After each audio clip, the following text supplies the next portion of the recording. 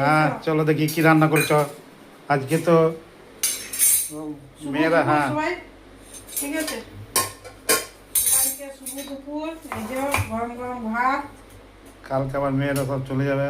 ঘর ফাঁকা, অনেক এক সপ্তাহ ধরে চললো গাজন পুরো। ঠিক আছে, ঠিক আছে, হ্যাঁ ঠিক আছে। গরম গরম ভাত চলে গেল। আর এখানে দিচ্ছে গ্রীষ্মের তরকারি, ঝিঙ্গেতে আলু পোস্ত। ঝিঙে আলু পোস্ত শুরু হলো আজ থেকে। আজ থেকে স্টার্ট হলো ঝিঙ্গে ভেন্ডি। ঝিঙে আলু পোস্ত যতদিন গ্রীষ্ম চলবে হ্যাঁ, ততদিন ততদিন খেতে চলবে। থাকো। হ্যাঁ ব্যাস। আচ্ছা।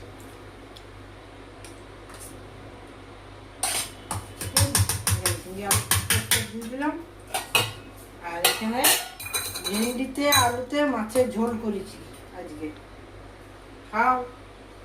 হ্যাঁ ঠিক আছে। ভেন্ডির তরকারি করতে না ভেন্ডি করলাম না। ভেন্ডির তরকারিটা খারাপ লাগে না খেতে। এই যে ভেন্ডি মাছ আলু দিয়ে ঝোল করেছি দুজনাকার। এটা এক বেলারই হয়ে যাবে ভেন্ডিটা। ঠিক আছে, ঠিক আছে। এই যে ভেন্ডি আলু মাছের ঝোল, তাই তো।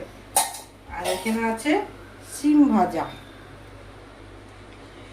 তবে আবার কি দরকার? আর কি সব দরকার না?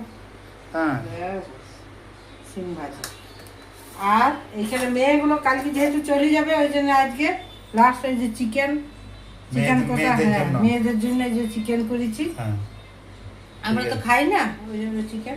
আমি ঠিক আছে। খাই তা একটু আধটু, ওই তো খাই না একেবারে, ওই জন্য মাছ বাদ দিও না। হ্যাঁ ভাত দিয়ে ফেলছিল।